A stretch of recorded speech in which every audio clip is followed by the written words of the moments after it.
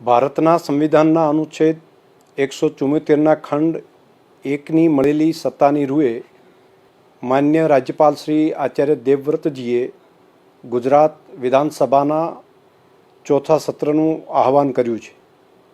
1લી ફેબ્રુઆરીથી 29મી ફેબ્રુઆરી દરમિયાન ગુજરાત વિધાનસભા ચાલશે।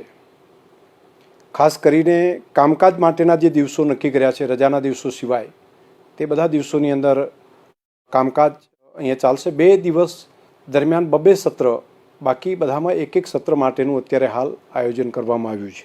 શરૂઆતમાં 3 દિવસ ચર્ચાઓ, જે રાજ્યપાલશ્રીના ભાષણ અને તેના ઉપરની જે ચર્ચાઓ ચાલશે તેમાં 3 દિવસ, 4 દિવસ બજેટ ઉપરની જે ચર્ચાઓ છે તે થશે અને 12 દિવસ વિવિધ વિભાગોની માગણીઓ ઉપરની ચર્ચાઓ છે તેની ચર્ચા વિધાનસભાની અંદર થશે।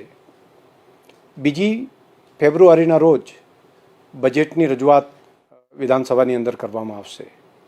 આમ કુલ મિલાવીને વિધાનસભાના સત્રની શરૂઆત પૂરો ફેબ્રુઆરી મહિનો 1થી 29મી દરમિયાન કામકાજના જે દિવસો છે તે દરમિયાન કામકાજ ચાલુ રહેશે।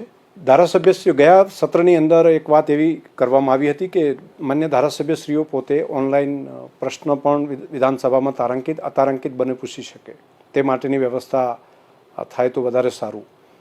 વિધાનસભાના સચિવાલય કાર્યાલય દ્વારા આની વ્યવસ્થા કરવામાં આવી છે અને આ વખતે આપણી વિધાનસભાના માન્ય ધારાસભ્યશ્રીઓ તે પોતાને આપેલા ટેબ્લેટ દ્વારા પોતે પોતાના મત વિસ્તારમાં રહીને પોતાના મત વિસ્તારના પ્રશ્નોને અહીંયા સુધી પ્રજા સુધી એને વાંચા આપી શકે, તે માટેની વ્યવસ્થા ઓનલાઈન કરી શકે, તેની તાલીમનું કામ 2 તબક્કામાં હમણાં પૂરું થયું છે। ગયા મંગળવારે પણ કેટલાક ધારાસભ્યશ્રીઓને તાલીમ આપી, અત્યારે પણ, અને હજુ એકાદ તબક્કાની અંદર આપીશું। વર્ચ્યુઅલી પણ જેમણે શીખવાની બાબતમાં હજુ પણ અડચણ છે તો પણ અમારા વિધાનસભા કાર્યાલય દ્વારા તેની પણ વ્યવસ્થા કરવામાં આવી છે।